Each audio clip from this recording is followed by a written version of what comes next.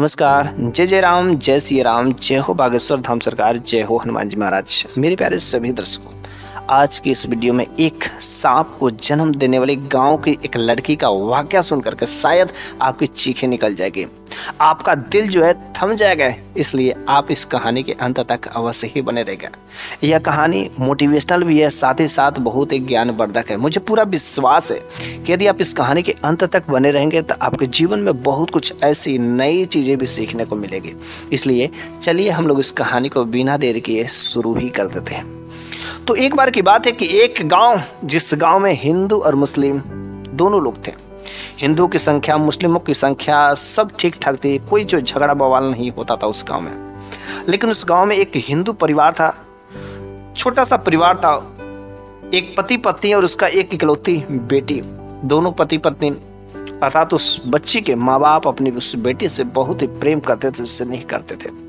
वह अपनी उस छोटी सी बच्ची के परवरिश में किसी भी प्रकार की कोई कमी नहीं करते थे।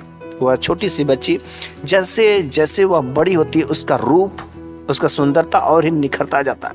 अब तो स्कूल में पढ़ाई भी करने जाने लगे।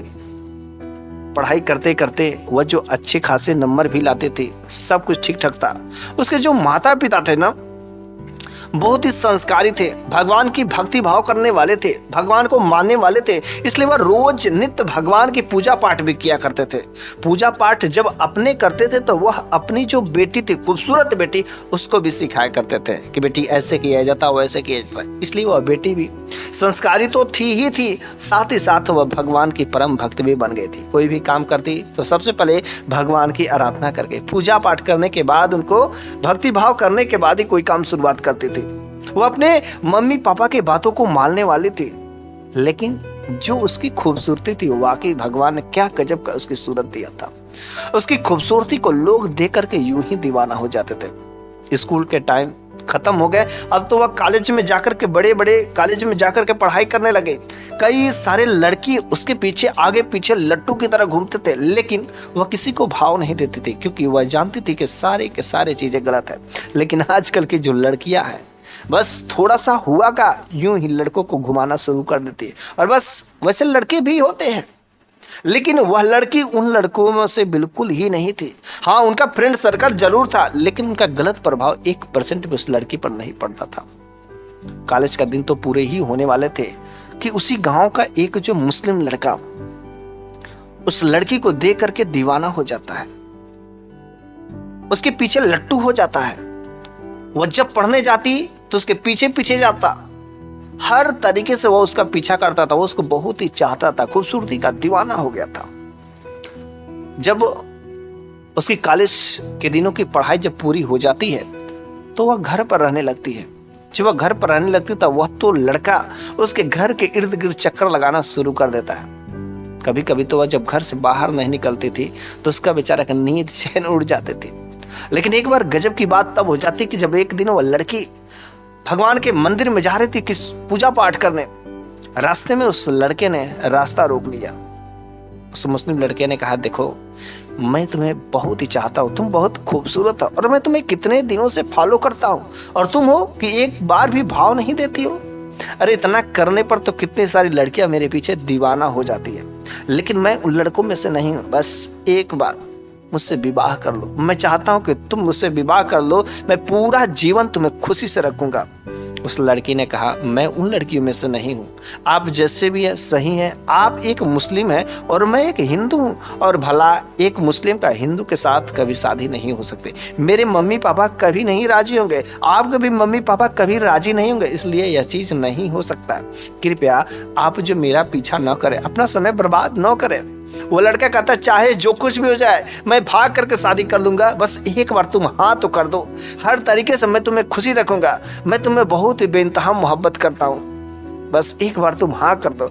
वो लड़की कहती कि नहीं, ऐसा मेल कभी नहीं हो सकता है। अगर आप हिंदू रहते तो शायद कुछ सोचा जाता, उस पर भी मम्मी पापा एग्री चाहिए। मैं उन लड़कियों में से बिल्कुल नहीं। मैं कितनी बार आपको बोलूं कि आप मेरा रास्ता मत रोकिए। वो लड़का रास्ता छोड़ देता है तो भी उसको पीछा करना नहीं छोड़ता था। वह समझता है कि शायद किसी न किसी दिन उसका दिल मुझ पर आ ही जाएगा, लेकिन उस लड़की का दिल एक बार भी नहीं आता है। वो हर तरीके से उसका प्रयास करता है, लेकिन कोई भी प्रयास उसका कामयाब नहीं होता है। लेकिन उस लड़की का जो माँ बाप थे, उसने कहा बेटी देखो अब तुम बड़ी हो गई हो और तुम शादी के योग्य हो गई हो, तुम्हारी शादी करना बहुत ही जरूरी है। उसके लड़की के माँ बाप ने एक अच्छे खासे धनी परिवार में उस लड़की की शादी तय कर दी।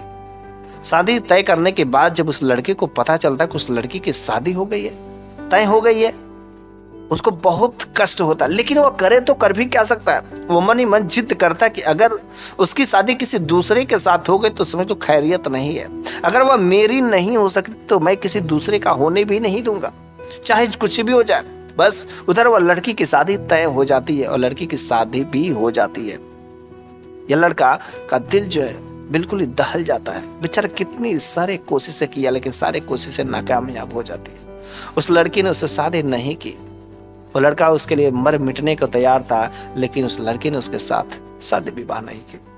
अब तो वो लड़के के अंदर जिद आ गया था कि अगर वह मेरी नहीं हो सके तो मैं किसी दूसरे का भी नहीं होने दूंगा।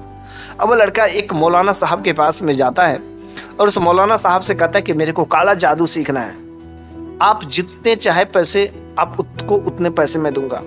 उस मौलाना ने पैसों की लालच में आकर उसे एक इल्म जो कहता है करने के लिए लगातार 40 दिनों तक, अगर 40 दिनों तक तुम इस काम को कर दोगे तो तुम जो काला जादू सीख जाओगे और किसी के ऊपर कोई भी चीज कर सकते हो। बस वो लगातार 40 दिनों तक कठिन मेहनत करके रात रात भर जा करके वह काला जादू को सीखता है और काला जादू सीखने के बाद जो है वो उस लड़की के ऊपर जो काला जादू हो जाता है। जब उस लड़की की शादी हुई रहती है तो उसका पति उसे बहुत प्रेम करता है, बहुत ही चाहता है, बहुत ही बेइंतहा मोहब्बत करता था, उससे खाने पीने हर चीज को परवाह करता था, पूछता था। लेकिन जब उस लड़के ने उस लड़की के ऊपर काला जादू कर दिया तो अक्सर जो है उस पति पत्नी के बीच में लड़ाई झगड़ा शुरू होने लगे, बोलचाल होने लगे, कुछ भी पटरी नहीं खाता था, हमेशा घर में खटपट होनी बनी रहती थी। उस लड़की को समझ नहीं आता कि आखिर मेरे पति अचानक का व्यवहार ऐसे कैसे बदल गए, कुछ भी समझ नहीं आता।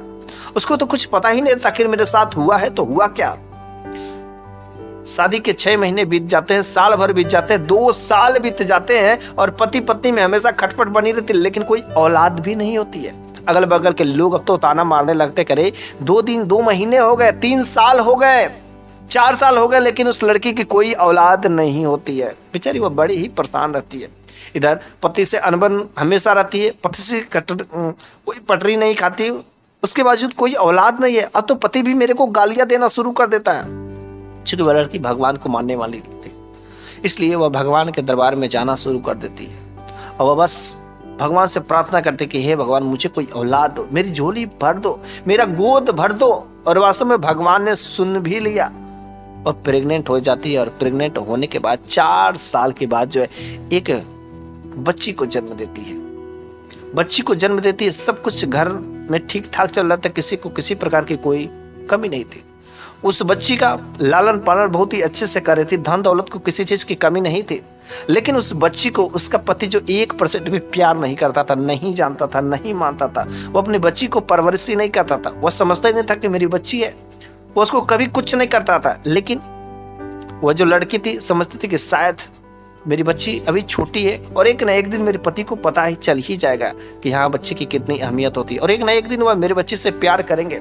और इस तरीके से उस बच्ची को धीरे धीरे करके 10 महीने बीत जाते हैं। वो बच्ची क्राउलिंग करना स्टार्ट कर देती है, जमीन पर रेंगना शुरू कर देती है, थोड़ा बहुत रोना बोलना चलना शुरू कर देती है।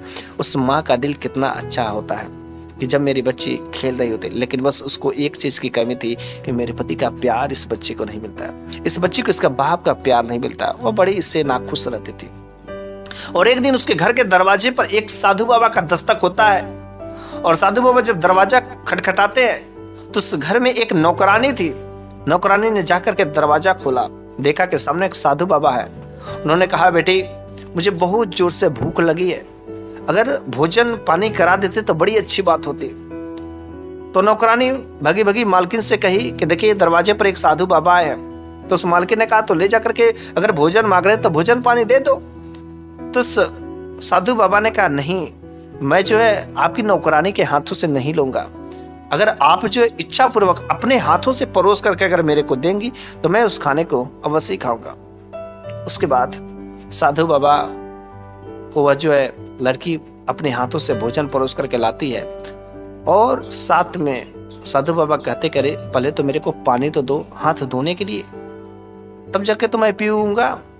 और वह जो महिला कहती कि नौकरानी से अरे कम से कम जाओ आप पानी तो ले लो, पानी तो पी सकते हैं। लेकिन साधु बाबा ने कहा नहीं, मैं आपके ही हाथों से लूंगा। वो नौकरानी पानी जरूर लाती है, फिर से नौकरानी वो ला करके अपने मालकिन को दे देती है और फिर वह साधु बाबा उस पानी को लेते। लेकिन जैसे उस पानी को पीने ही वाले थे तब तक जो है वह रुक जाते हैं।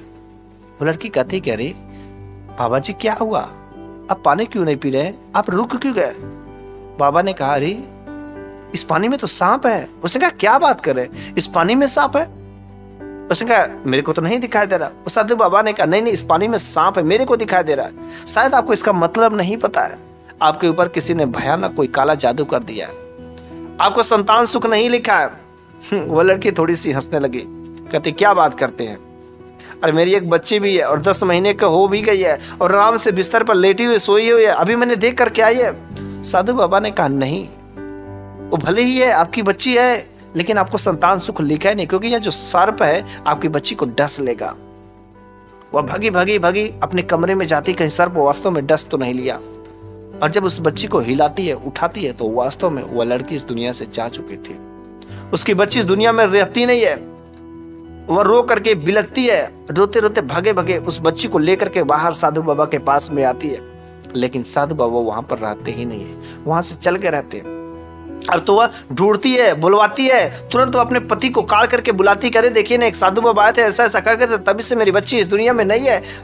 इसके प्राण पखेरु उड़ गए, जरा ढूंढिए ना। वे साधु बाबा गए तो गए कहाँ, वे कह रहे थे किसी ने काला जादू करवाया। अरे क्या हो रहा है मेरे साथ में, मेरी बच्ची अभी तो थी। वह बेचारी बहुत ही हैरान होती, बहुत ही परेशान होती, क्योंकि उसकी बच्ची दम तोड़ चुकी थी, इस दुनिया से जा चुकी थी। बड़ी परेशान हो जाती, किसी तरीके से रोग आकर के दिल थमता है, शांत होता है और उसी दिन से उस साधु बाबा के इंतजार में रहती, खोजती रहती है। लेकिन साधु बाबा का कोई जो है पता नहीं चलता। बेचारी बहुत ही परेशान होती। 1 साल बीते जाते हैं, फिर से वह लड़की जो प्रेग्नेंट होती है। प्रेग्नेंट होने के बाद एक खूबसूरत फिर से एक बच्ची का जन्म होता है। और जब बच्ची का जन्म होता है तो वह बड़ी ही खुश होती है कि मैं इस बच्ची को किसी प्रकार की कोई कमी नहीं होने दूंगी, परवरिश में किसी प्रकार की कोई कमी नहीं होने, इससे कभी दूर नहीं जाऊंगी, इसको मैं नहीं खोना चाहता हूँ। मैं उस साधु बाबा की बातों को मैं झूठा साबित करना चाहती हूँ, क्योंकि उसने कहा था संतान सुख नहीं लिखा। और देखिए मेरे तो एक और बच्ची हो गई, मन ही मन बड़ा खुशी होता है। वह भी बच्ची जो है 1 साल बीत जाते हैं, 1.5 साल की वह बच्ची हो जाती है, चलना फिरना शुरू कर देती है, मम्मी पापा कहना शुरू कर देती है, बड़ा ही खुश रहती है। लेकिन तभी भी उसका पति का प्यार नहीं मिल रहा होता, उस बच्ची को अपने बाप का प्यार नहीं मिल रहा होता। और उस बच्ची को जब 1.5 साल हो जाते हैं तो वह बच्ची घर के आंगन में खेल रही थी। तब तक जो है उस घर के दरवाजे पर दस्तक होता है, घंटी बजती है। नौकरानी ने घर का दरवाजा खोला तो बस वही साधु बाबा। तुरंत उन्होंने नौकरानी ने अपने मालकिन को बुलाया, अरे जी सुनिए ना सुनिए, अरे देखिए वही साधु बाबा आए हैं। वह भागे भागे भागे उस साधु बाबा के पास में आती है, कहती कि बाबा जी आपने उस दिन क्या कर दिया, अरे आपने तो मेरी बच्ची को जैसे ही कहा तो मैंने देखा तो मेरी बच्ची इस दुनिया में थी ही नहीं। साधु बाबा ने कहा मैंने तो आपसे कहा रहा है कि मैं यहाँ पर खास कर आपके ही लिए है, लेकिन आप तो बात को मानती नहीं। अरे मैं आपसे बार बार कर रहा हूँ कि आपके ऊपर किसी ने काला जादू कर दिया और आपको इसका उपाय करना ही पड़ेगा, और जब तक आप इसका उपाय करेंगे नहीं तब तक आपको जो है औलाद संतान सुख नहीं हो सकते। उस लड़की ने फिर से कहा देखिए आपके सामने यह बच्ची खेल रही है और कैसे आप कहते हैं संतान सुख नहीं है। उसने कहा हाँ बच्ची खेल रही है, लेकिन मैं कहता हूँ ना आप मेरी बातों को मान लीजिए, संतान सुख नहीं लिखा है।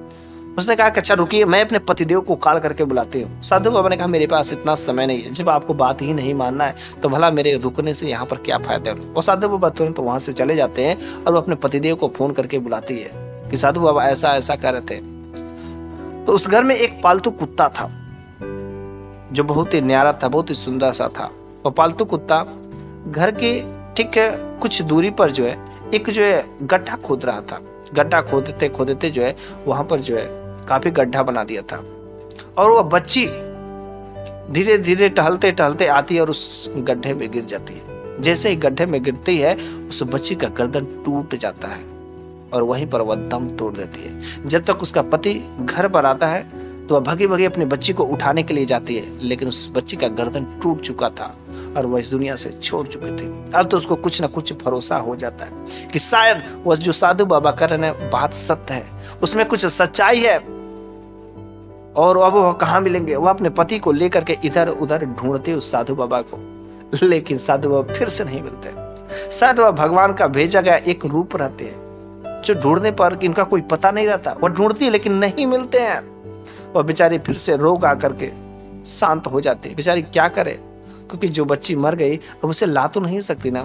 फिर से वह तीसरी बार वह प्रेग्नेंट होती है और प्रेग्नेंट होने के बाद फिर से सबसे खूबसूरत एक बच्ची का जन्म देती है। इस बार वह अपने दिल से लगा कर रखती है और कहती है कि इस बच्ची को मैं हमेशा भगवान के दरबार में ले जाया करूंगी, भगवान के मंदिर का दर्शन किया करूंगी, क्योंकि जब उनकी कृपा लगेगी तो कुछ भी नहीं होगा।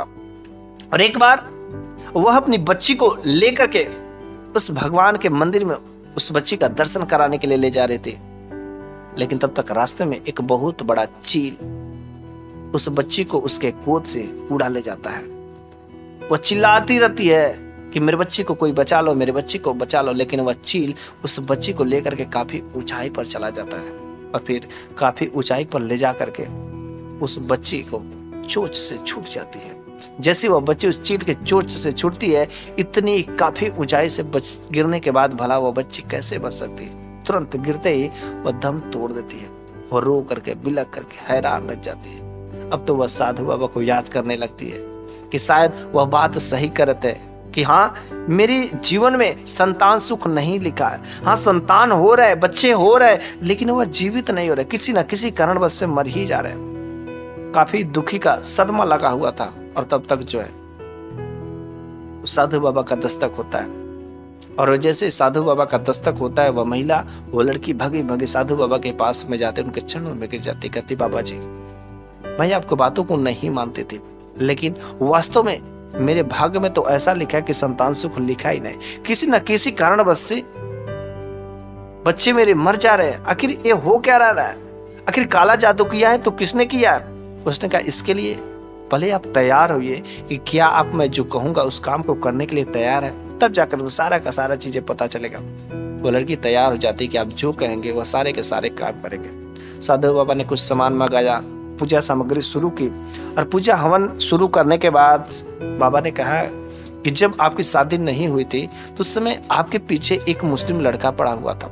उसने कहा हाँ, उस मुस्लिम लड़के से आपने शादी नहीं की जिससे वह विद्रोह में आ गया, और वह जो है लड़का ने आपके ऊपर पर काला जादू करवा दिया, जिसकी वजह से आपके गर्भ में एक सांप है और वह सर्प ही आपके बच्ची को डस ले रहा है। कहीं ना कहीं वही सर्प अगर आपका गर्भ से बाहर निकल जाए तब जो है आपके बच्चे सही सलामत से रहेंगे। तो उस लड़की ने कहा अरे आखिर वह बच्चा सर्प मेरे गर्भ में, तो वह गर्भ बाहर कैसे निकलेगा, वह गर्भ से कैसे बाहर निकलेगा? तो बाबा ने कहा देखिए, घबराने की बात नहीं है, आप एक होशियार समझदार है। जो आपके गर्भ में एक सर्प पल रहा है, आप उसको अपना औलाद जैसे मानिए, अपने बेटे जैसे मानिए और उससे कहिए कि तुम मेरे बेटे हो और अब तुम मेरे गर्भ में अच्छे से पल सकते हो। उसको जन्म देने के लिए कहिए कि मैं तुम्हें एक जन्म देना चाहता हूँ और फिर मैं जो भी उपाय करना है उस उपाय को भी मैं कर देता हूँ। और आप ठीक 9 महीने बाद जब यह बाहर निकलेगा थोड़ा सा उस समय सावधानी करिएगा। हो सके ऊपर वाले परमपिता परमेश्वर की कृपा होगी तो वह सर्प मरा हुआ ही पैदा होगा, लेकिन कुछ कहा नहीं जा सकता है। बस आप उस सर्प को जन्म देने के लिए अपने प्यारे बेटे जैसे आप मानिएगा। उस महिला ने ठीक वैसा ही काम किया कि जैसा उस साधु बाबा ने कहा था। उसने अपने गर्भ पर हाथ रखा और कहा कि देखो, मैं तुम्हें जन्म देना चाहता हूँ, तुम एक सर्प हो, मुझे कोई आपत्ति नहीं है, मैं तुम्हें जन्म देना चाहता हूँ, तुम बाहर आओ। बस उसी दिन से वो जो गर्भ में सर्प था, उस सर्प का साइज धीरे धीरे बढ़ना शुरू हो जाता और धीरे धीरे बढ़ते बढ़ते इतना साइज बड़ा हो गया कि बाकी जो देख करके उसके पेट का साइज इतना बड़ा हो गया कि लोग देख करके अचंभित हो जाते थे कि ऐसा कैसे हो रहा। पेट का साइज इतना बढ़ता गया, लेकिन उसके पेट में 1% भी दर्द नहीं होता था। ठीक 9 महीना जब पूरा हो गया तो उसने अपने नौकरानी से कहा, देखो, डर करके भागने की जरूरत नहीं है, मेरे गर्भ में एक सर्प पल रहा है और वह सर्प जैसे ही बाहर निकलेगा तुमको घबराने की बात नहीं है, मेरे सामने रख देना। और ठीक यही हुआ। 9 महीने बाद उस लड़की ने जब गर्भ से वह सर्प निकलता है तो बहुत ही भयानक बड़ा सर्प देख करके वो नौकरानी बिल्कुल ही डर जाती है। कुछ लोग और भी वहां पर इकट्ठा हो जाते हैं, मौजूद हो जाते हैं। सारे के सारे लोगों की चीखें निकल जाती है, ये कैसे हो सकता है, एक सर्प गर्भ से, इतना बड़ा सर्प। लेकिन वो सर्प जब निकलता है तो बिल्कुल वह सर्प मरा हुआ था, जीवित नहीं था। सबको बड़ा ही दिल में तसल्ली होती, चलो ठीक है, सर्प तो इस बाहर निकल जाता है। अब जो लड़के ने काला जादू किया उस पर तो मेरे को कोई प्रभाव नहीं पड़ेगा। फिर जो है उस लड़की की स्थिति ठीक हो जाती है सर्प को जन्म देने के बाद, और ठीक साल भर बाद जब उसके शरीर की स्थिति सही हो जाती है तो वह फिर से गर्भवती होती है। लेकिन जब गर्भवती होती है तो गर्भ में ही रहता है बच्चा। तब तक जो साधु बाबा का दस्तक होता है, साधु बाबा ने उस घर का दरवाजा खटखटाया। घर के जो मालकिन थी वो लड़की बाहर आती है, नौकरानी भी वहां पर थी। उस लड़की ने कहा, कहीं साधु बाबा फिर से आप कोई दुखद समाचार तो नहीं लेकर गए? अरे इस बार जो बच्चा पल रहा है क्या होगा कि नहीं होगा, इस बार तो कहीं नहीं कुछ होने वाला है। उस साधु बाबा ने कहा, नहीं, इस बार मैं आपको एक बहुत ही सुख वाला और बहुत ही सुंदर समाचार देकर के आया हूँ। ये जो आपका बच्चा है ना, इस बार आपका बच्चा आएगा और रहेगा भी। अब आपको संतान सुख मिलेगा भी, क्योंकि अब आपके ऊपर काला जादू नहीं हो सकता है। क्योंकि जो काला जादू के वजह से आपके गर्भ में सर्प पल रहा था, उस सर्प को तो आपने जन्म दे दिया, और ऊपर वाले की कृपा से, भगवान की कृपा से जो मैंने उपाय किया था, वह सर्प जीवित नहीं बचा होगा। उसने कहा, हाँ ऐसा ही वो था। लेकिन आखिर बाबा जी आप यहाँ पर आए थे, कौन सा सुख वाला समाचार है, कौन सा अच्छा खबर है? उसने कहा, बेटी जैसे ही उस लड़के को पता चलता है कि जो वह काला जादू किया था, वो काला जादू का प्रभाव खत्म हो जा गया है, उसने फिर से दोबारा तुम्हारे ऊपर जो है काला जादू करने की कोशिश की। लेकिन मैंने जो उपाय किया था और भगवान की कृपा से, जो तुम भी भगवान की भक्ति भाव करते, उसकी कृपा से उसने काला जादू फिर से किया था। लेकिन वही जो है फिर से लौट करके उसको वापस चल जाता है, और एक भयानक विषैला सर्प का रूप बना करके वह सर्प जो उसको डस लेता है। और जैसे सर्प डसता है उसकी तत्काल जो तुरंत मृत्यु हो जाती है। इसलिए बेटी अब तुमको खुशी की बात है कि वह जो तुम्हारे जीवन में अभी कोई दखलंदाजी नहीं कर सकेगा, क्योंकि वह अब इस दुनिया में ही नहीं है। जिसको जैसा कर्म मिलता है वैसा तो फल मिलता है, और उसने वैसा ही कर्म किया था। किसी दूसरे की जिंदगी उजाड़नी चाहे थे, उसका ही जिंदगी उजड़ जाती है। बस आज की यह कहानी तो यहीं पर समाप्त हो जाती है। लेकिन मेरे प्यारे सभी दर्शकों, इस कहानी के माध्यम से हमें ये भी सीख मिलती है कि जो जैसा करता है वैसा फल मिलता है। अर्थात कर्म फल तो भोगना ही पड़ता है। कि जैसा अगर हम दूसरों के लिए कांटा बोएंगे तो वह कांटा कभी ना कभी मेरे को ही खुद गड़ जाता है और सर्वनाश हो जाता है। इसलिए कभी भी हमें कभी दूसरे के अहित के बारे में नहीं सोचना चाहिए। दूसरे के भला यदि आप करेंगे तो भगवान आपका भी भला करेगा। यदि आप किसी दूसरे की सहायता करेंगे तो भगवान आपकी भी सहायता करेगा। बस हम लोगों को कभी भी कोई गरीब, कोई बेसहारा, कोई भी मजदूर अगर दिखता है, उसको जो जरूरत है, अगर हम जरूरतों को उसको पूरा कर सकते हैं तो अवश्य हमें पूरा करना चाहिए।